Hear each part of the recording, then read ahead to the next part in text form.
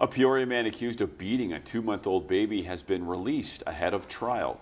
Jeravion Nichols arrested Tuesday after an investigation into what happened to a baby at the hospital in December with severe injuries. That baby had head trauma, brain bleeding, and several fractures throughout the body.